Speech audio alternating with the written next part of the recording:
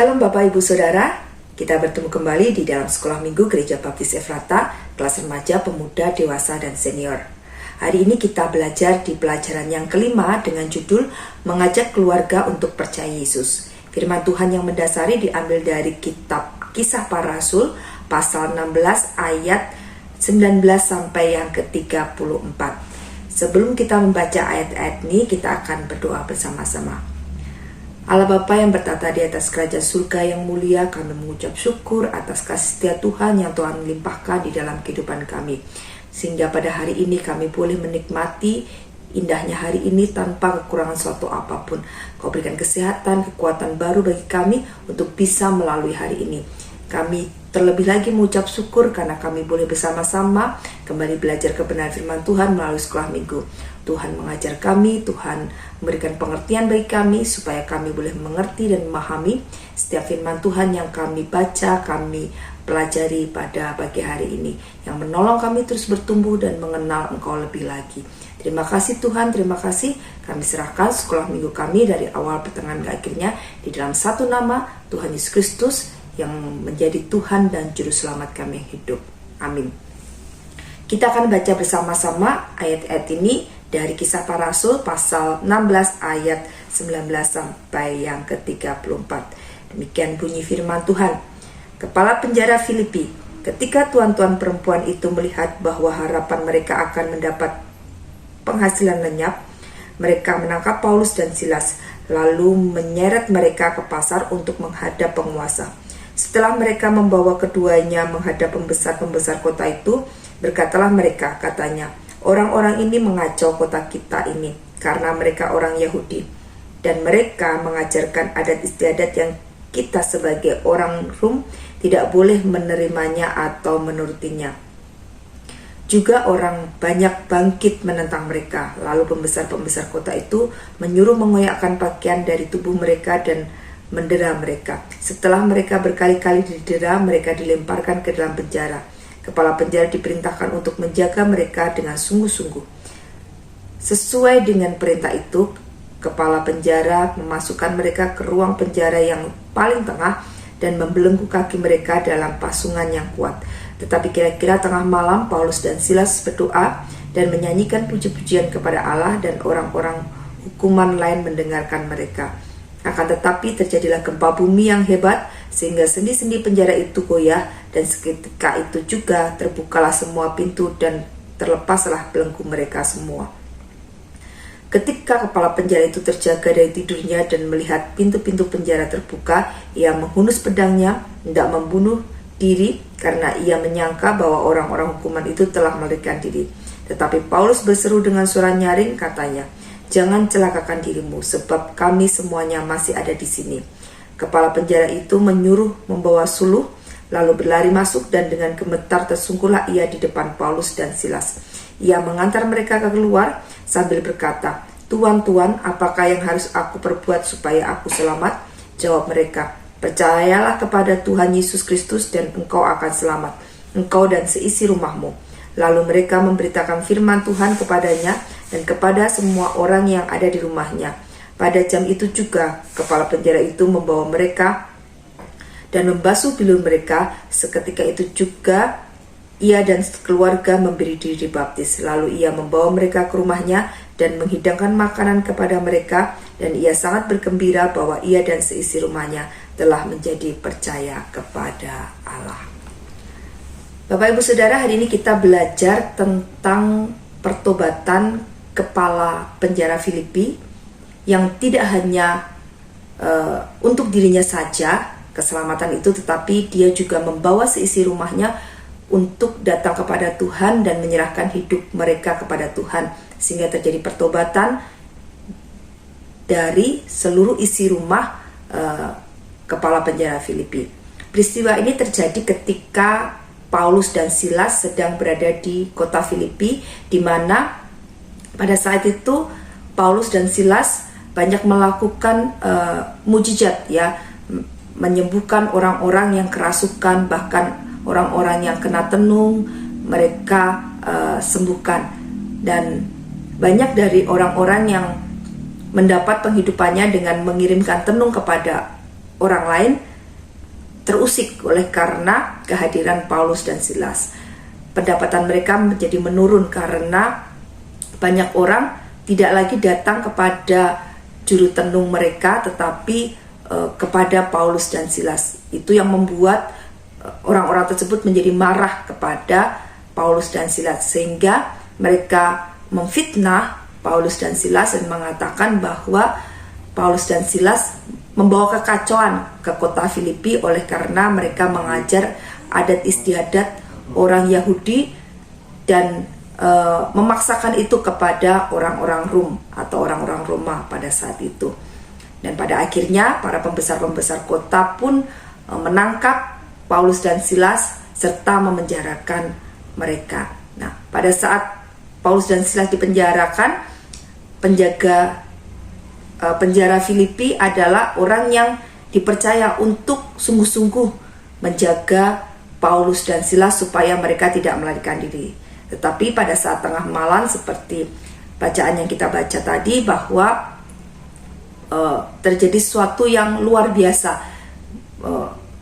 Paulus dan Silas memuji Tuhan, dan pada saat itu gempa bumi hebat terjadi sehingga pintu-pintu penjara terbuka dan belenggu yang membelenggu kaki Paulus dan Silas pun dipatahkan dan mereka terbebas dari belenggu itu. Melihat semuanya itu, kepala penjara yang diberikan kepercayaan untuk menjaga Paulus dan Silas menjadi sangat ketakutan oleh karena pastilah para tawanan itu melarikan diri oleh karena keadaan pintu penjara yang terbuka. Dan apabila para tawanan itu melarikan diri, maka kepala penjara Filipi harus bertanggung jawab dan kemungkinan besar itu bisa mempertaruhkan nyawanya, ya. Pertanggungjawaban yang harus dia berikan adalah dengan mendapat hukuman, ya mungkin bisa dengan hukuman mati. Dan sebelum dia mengalami semuanya itu, maka dia berpikir lebih baik dia mengakhiri hidupnya sendiri. Tetapi ternyata di luar dugaannya, Paulus dan Silas tidak melarikan diri. Dan pada saat kepala penjara Filipi hendak mengakhiri hidupnya, Paulus dan Silas melarang dan mengatakan bahwa mereka masih ada di situ.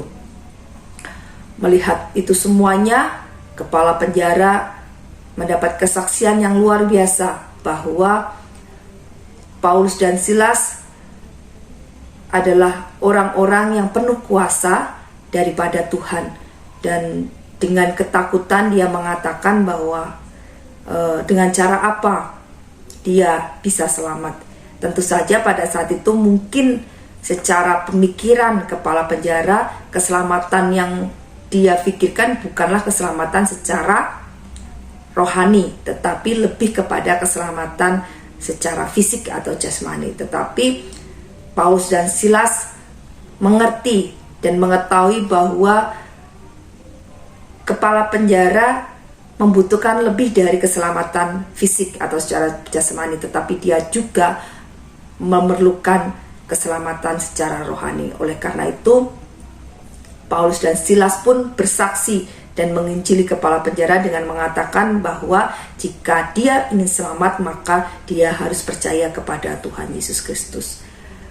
Seketika itu juga kepala penjara pun menyatakan bahwa dirinya percaya oleh karena apa yang dia lihat, ya, kuasa yang luar biasa menolong Paulus dan Silas untuk terbebas dari belenggu dan penjara. Tetapi Paulus dan Silas tidak melarikan diri mengambil keuntungan itu, tetapi mereka tetap ada di situ.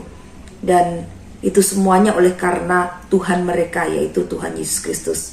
Karena itu dia menyatakan bahwa dia pun percaya kepada Tuhan Yesus Kristus. Nah, kepercayaan yang dia terima tidak hanya untuk dirinya saja, tetapi dia tahu dan dia ingat kepada keluarganya, kepada anak-anaknya, kepada istrinya, bahkan kepada seisi rumahnya yang lain. Ya, mungkin di situ ada hamba-hambanya Dia teringat bahwa mereka juga memerlukan keselamatan yang sama yang sekarang dia terima.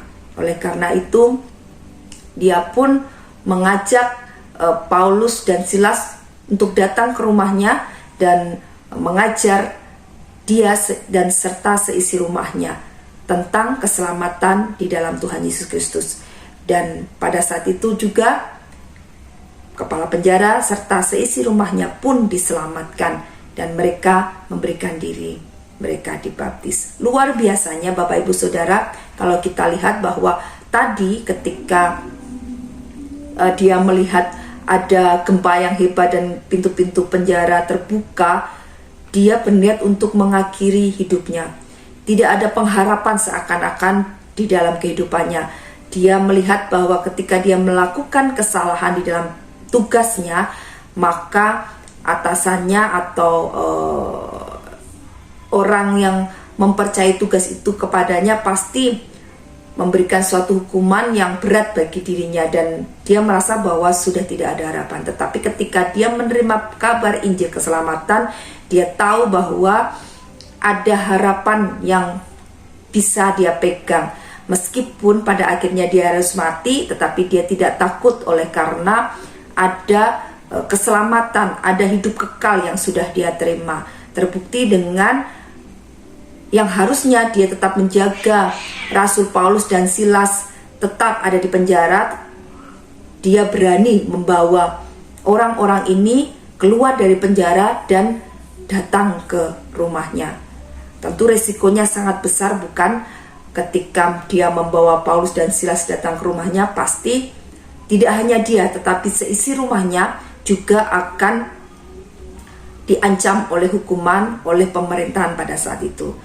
Tetapi karena pengharapannya yang dia terima lebih besar daripada apa yang bisa dia dapatkan di dunia ini, membuat dia tidak menjadi takut, tidak menjadi gentar, menjadi seorang pemberani yang membawa Rasul Paulus dan Silas ke rumahnya supaya seisi rumahnya pun ikut selamat seperti dirinya. Dari kisah ini kita bisa belajar bahwa ketika kita menjadi orang percaya, keselamatan itu hendaknya bukan untuk kita sendiri, dalam artian bahwa kita tidak menjadi orang egois. Yang penting saya selamat, entah itu suami saya atau istri saya atau anak-anak saya, kakak adik saya atau orang tua saya tidak selamat, saya tidak peduli. Yang penting saya selamat, saya bahagia. Tidak seperti itu. Tetapi dari pembelajaran ini kita tahu betapa kepala penjara Filipi memikirkan keluarganya. Ketika dia selamat, dia juga ingin keluarganya diselamatkan. Demikian pula hendaknya kita sebagai orang-orang percaya. Ketika kita menerima keselamatan dari Tuhan, sukacita itu melimpah di dalam kehidupan kita. Dan itu yang akan menolong kita untuk mengingat keluarga kita yang belum percaya, supaya mereka juga menikmati sukacita yang sama seperti yang kita nikmati, dengan menolong mereka mengenal Yesus, dan bahkan mereka pun boleh diselamatkan seperti kehidupan kita. Kalau kita baca di ayat 34 itu, kepala penjara begitu bersukacita oleh karena dia serta seisi rumahnya selamat. Lalu ia membawa mereka ke rumahnya dan menghidangkan makanan kepada mereka, dan ia sangat bergembira bahwa dia dan seisi rumahnya telah menjadi percaya kepada Allah. Jadi kepala penjara sungguh bahagia oleh karena tidak hanya dia yang diselamatkan, tetapi anak, istri, bahkan mungkin hamba-hambanya juga diselamatkan. Nah, itulah kasih yang sejati. Seringkali kita menyatakan kasih kita kepada suami kita, kepada istri kita, kepada anak-anak kita, kepada saudara-saudara kita, ataupun kepada orang tua kita. Tetapi kasih itu akan lebih luar biasa sekali apabila kita nyatakan dengan kita bisa membawa mereka kepada Kristus. Ya, kita mengasihi mereka. Kita tidak ingin jiwa mereka tidak menerima keselamatan. Kita ingin mereka diselamatkan seperti diri kita yang diselamatkan. Kita ingin mereka menerima hidup yang kekal seperti apa yang kita terima nantinya. Kita ingin mereka memiliki pengharapan yang tidak sia-sia seperti apa yang kita peroleh.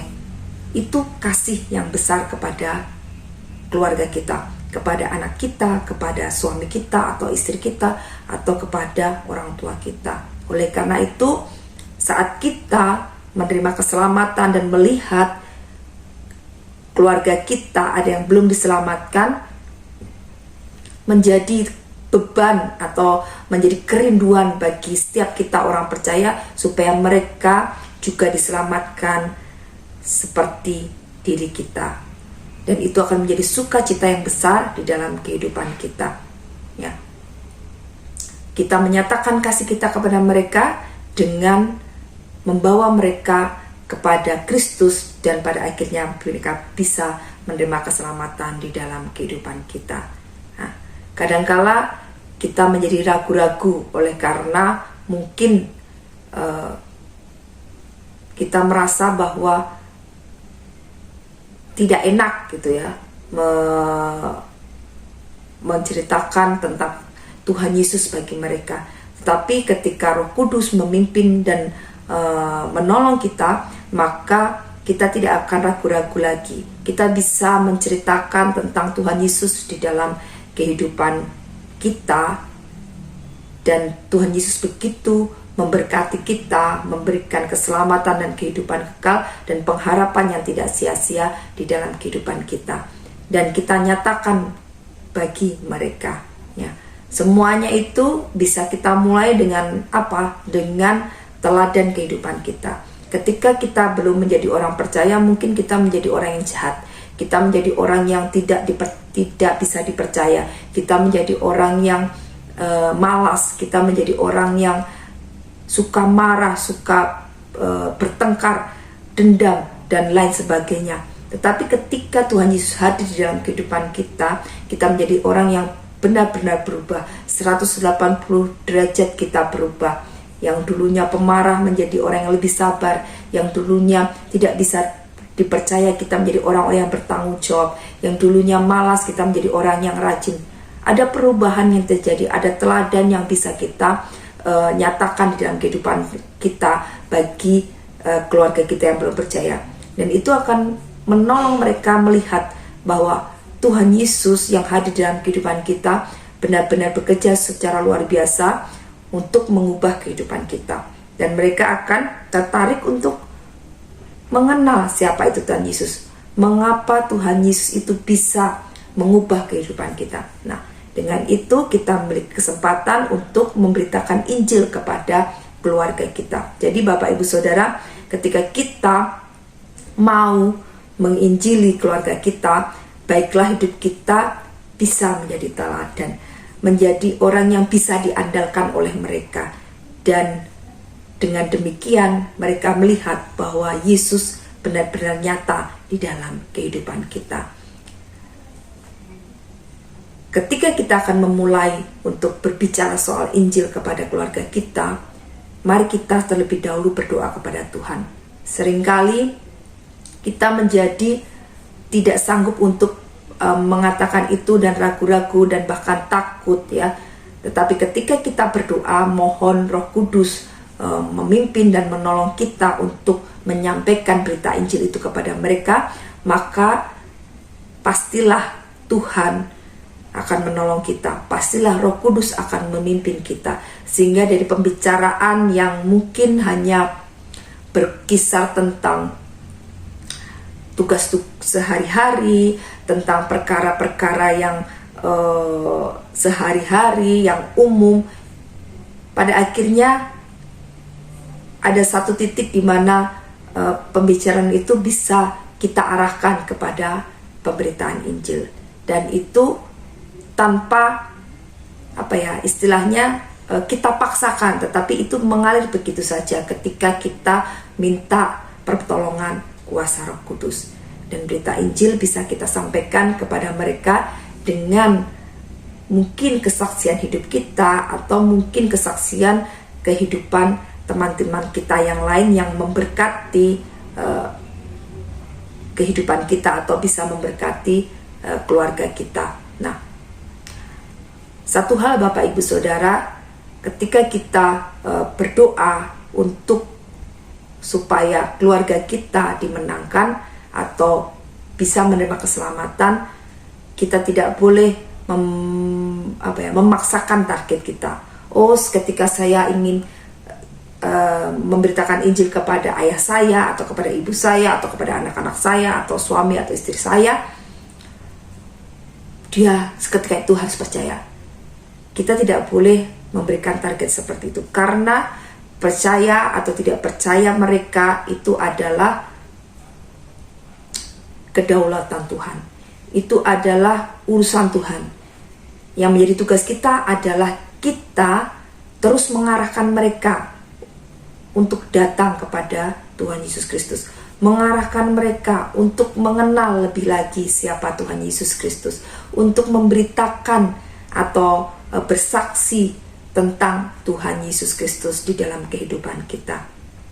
Kalau mereka belum percaya, kita tidak perlu khawatir, kita tidak perlu sedih. Kita tetap harus berjuang dengan mendoakan mereka. Kita terus berjuang dengan terus bersaksi, baik melalui perkataan kita maupun perbuatan kita. Ketika Tuhan sudah menetapkan bahwa dia adalah orang yang dipilih Tuhan dan Roh Kudus diberikan di dalam kehidupan mereka, maka pada saat Tuhan tetapkan itu adalah waktu yang terindah di mana mereka bisa menerima Tuhan Yesus sebagai Tuhan dan Juru Selamat mereka secara pribadi. Tugas kita adalah terus mengajak, terus bersaksi, dan terus mendoakan mereka. Ketika mereka belum juga percaya, kita tidak boleh menjadi kecewa. Kita tetap harus melakukan tugas kita dengan setia. Seperti kepala penjara Filipi, ya. Pada saat yang sudah Tuhan tetapkan, kepala penjara Filipi beserta seluruh isi rumahnya pun menjadi percaya. Demikian pula dengan keluarga kita, dengan anak-anak kita, dengan suami kita atau istri kita, atau dengan orang tua kita dan saudara-saudara kita yang lainnya. Pada saat yang sudah Tuhan tetapkan, yang menurut pemandangan Tuhan itulah yang terbaik, maka pada saat itu juga mereka akan menjadi orang-orang percaya. Roh Kudus hadir dalam kehidupan mereka dan menolong mereka untuk mengakui iman mereka dan menyadari bahwa mereka memerlukan Tuhan Yesus Kristus dalam kehidupan mereka. Mereka memerlukan keselamatan dan hidup kekal di dalam kehidupan mereka. Itu pembelajaran kita hari ini. Oleh karena itu, mari kita terus mengerjakan yang menjadi bagian kita untuk bersaksi, memberitakan Injil kepada keluarga kita yang belum percaya. Berdoa bagi mereka senantiasa supaya Tuhan menjadikan mereka orang-orang pilihan seperti apa yang sudah Tuhan lakukan di dalam kehidupan kita. Amin. Mari kita akan berdoa bersama-sama. Allah Bapa yang Maha Kuasa, kami mengucap syukur karena Tuhan sudah memberikan suatu kesaksian yang indah melalui firman Tuhan yang kami baca pada hari ini. Bagaimana kepala penjara Filipi menjadi percaya dan bahkan membawa seisi rumahnya juga kepada Tuhan. Dan pada saat ini Tuhan, kami rindu, kami boleh menjadi orang-orang percaya yang senantiasa memberitakan Injil, terutama kepada keluarga kami yang belum percaya. Tolong kami Tuhan, kuatkan kami dan mampukan kami untuk bersaksi dan memberitakan Injil bagi mereka. Kami terus berdoa buat keluarga kami yang belum percaya kepada Tuhan Yesus Kristus. Entah itu orang tua kami, entah itu pasangan hidup kami, entah itu anak-anak kami atau saudara-saudara kami. Biarlah Tuhan Engkau yang bekerja di dalam hati mereka, Engkau yang menolong mereka, Engkau yang menyatakan kasih-Mu kepada mereka, dan biarlah Roh Kudus masuk di dalam kehidupan mereka sehingga mereka bisa menyatakan iman mereka kepada Engkau dan mereka boleh diselamatkan di dalam Tuhan Yesus Kristus. Terima kasih Bapa, karena kami percaya tidak ada yang mustahil di hadapan-Mu. Oleh karena itu kami berserah dan bersandar hanya kepada Engkau. Engkau yang berperkara, Engkau yang bekerja, Engkau yang memakai kami menjadi alat-Mu untuk menjadi saksi bagi keluarga kami. Terima kasih Bapa untuk semuanya. Ampuni segala dosa dan kesalahan kami. Dalam nama Tuhan Yesus Kristus kami sudah berdoa dan mengucap syukur. Amin. Selamat pagi. Tuhan Yesus memberkati.